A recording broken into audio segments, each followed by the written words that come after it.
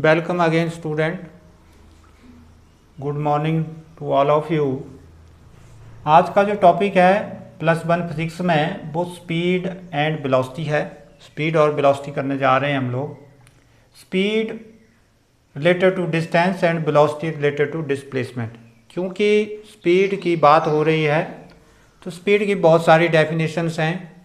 Distance travel per unit time is called speed, time rate of change of distance is called speed, ratio of the distance to the time is called speed।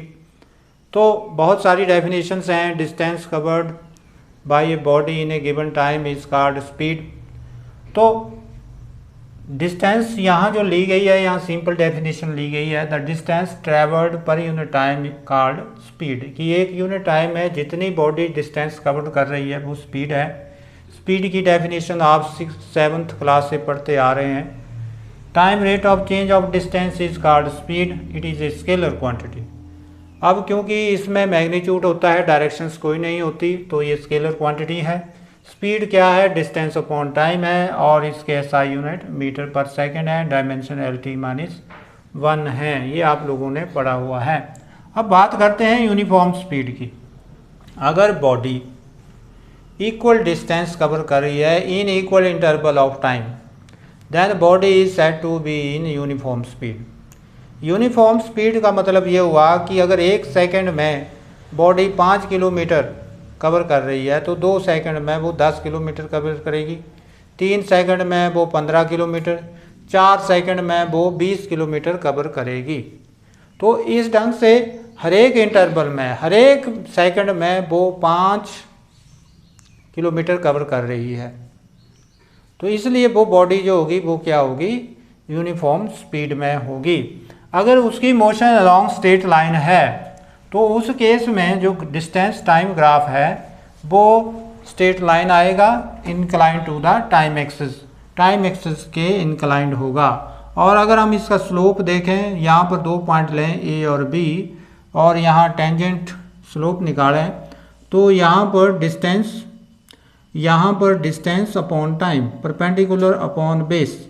अगर हम यहाँ 2 point ले लेते हैं, मान लो ये हमने 2 point ले लिए A और दूसरा ले लिया B, और यहाँ पर हमने परपेंडिकुलर ड्रा किया और यहाँ पर भी परपेंडिकुलर ड्रा किया। तो ये जो C पॉइंट है, इस पॉइंट के कॉरस्पॉन्डिंग हम मान लेते हैं यहाँ इसके सामने डिस्टेंस x1 है और यहाँ x2 है, और यहाँ T1 ले लेते हैं टाइम एक्सिस के सामने, क्योंकि इसके सामने कोई ना कोई टाइम तो होगा, इसके सामने भी कोई ना कोई टाइम होगा, ये कम होगा ये ज़्यादा होगा, तो हम इसको अपनी तरफ से ले रहे हैं T2। और वैसे ही यहाँ ये टाइम पोजीशन एक्सिस है, डिस्टेंस एक्सिस है, इसके सामने भी डिस्टेंस होगी, इसके सामने भी डिस्टेंस होगी। तो स्लोप की बात की जाए तो tan theta that is equal to AC upon BC। मैंने बेसिक्स में आपको बताया हुआ है कि tan थीटा AC क्या हुआ? x2 minus x1 upon BC क्या हुआ? T2 minus T1। What is this? This is again speed. तो स्लोप जो होगा इसका वो अगेन स्पीड को रिप्रेजेंट करेगा, that is equal to speed. वो क्या होगा? स्पीड। परंतु होगा किसका? Position time, distance time graph का, डिस्टेंस टाइम ग्राफ का।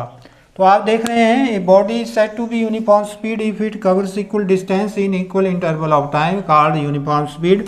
Distance time graph for uniform speed, distance time graph for uniform speed is a straight line inclined to time axis. Inclined का मतलब इसने एंगल थीटा बनाया, अगर ये angle theta है तो ये एंगल भी थीटा होगा। And if it moves along A straight line, अगर इस स्ट्रेट लाइन के अलोंग मूव कर रही है, अगर ये रेगुलर है तो नहीं होगा। तो नेक्स्ट उसके बाद हम बात करने जा रहे हैं यूनिफॉर्म स्पीड के बाद we are going to explain non uniform speed और वेरिएबल स्पीड। अगर body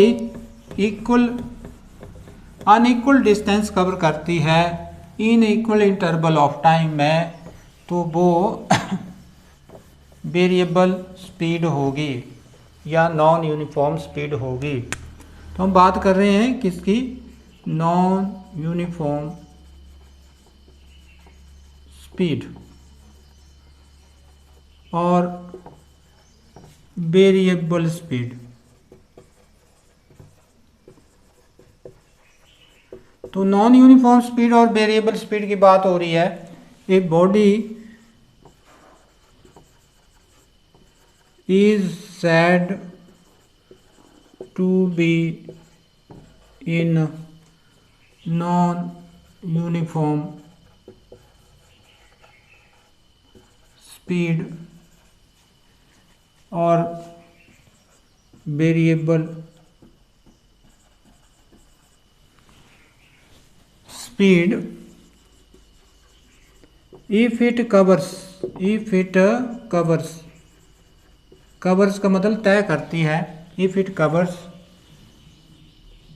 unequal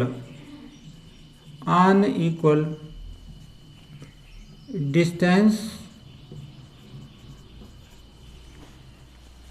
in equal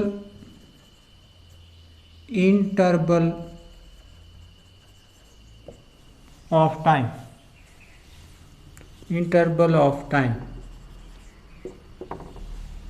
if it covers unequal distance in equal interval of time।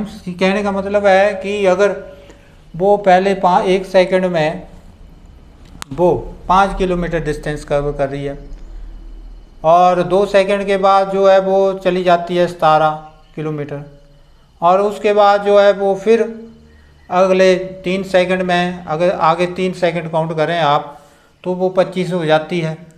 तो कोई परमानेंट उसके इंटरवल नहीं है कि वो एक सेकंड में वो 1 किलोमीटर या 5 किलोमीटर डिस्टेंस कवर कर रही है तो अगले 1 सेकंड में भी वो 5 किलोमीटर डिस्टेंस कवर करेगी। बल्कि ये हो रहा है कि पहले 1 सेकंड में वो अगर 5 किलोमीटर डिस्टेंस कवर कर रही है तो अगले सेकंड में वो 7 या 8 या 9 किलोमीटर की डिस्टेंस कवर करेगी और अगले में हो सकता है वो 10 की करे और अगले सेकंड में जो है 12, 13, 14 ऐसे वेरिएबल डिस्टेंस कवर कर रही है वो इक्वल इंटरवल ऑफ टाइम में।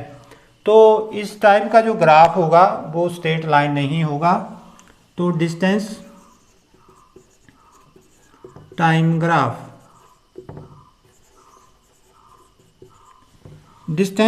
ग्राफ जो है फॉर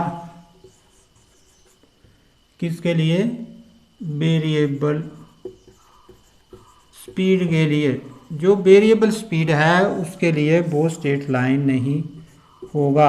अगर ये इसको हम डिस्टेंस लें x को और इसको हम टाइम लें तो this will be like of this, ऐसे होगा ये। तो इस ढंग से अब बात करते हैं एवरेज स्पीड की कि एवरेज स्पीड क्या होती है। एवरेज स्पीड हुआ total distance upon total time,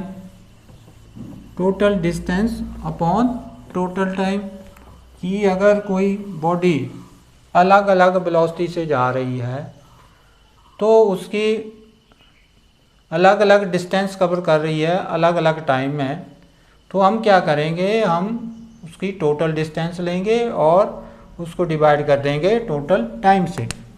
तो next is average speed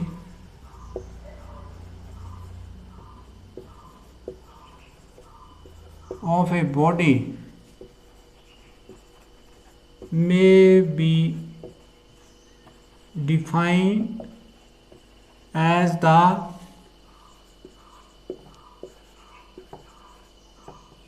the ratio of the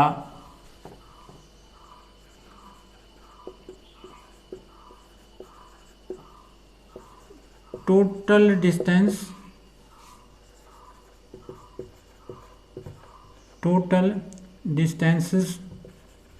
to the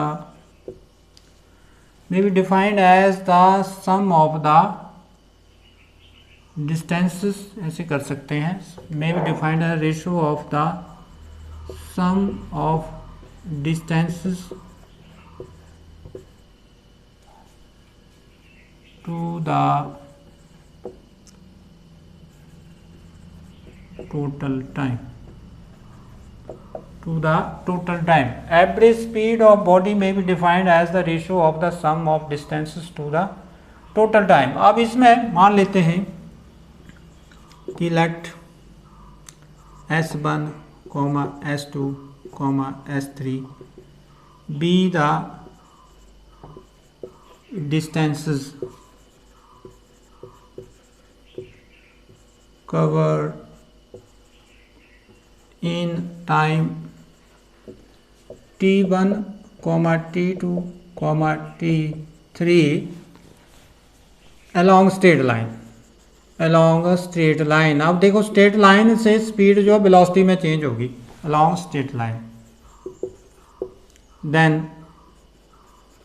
average speed.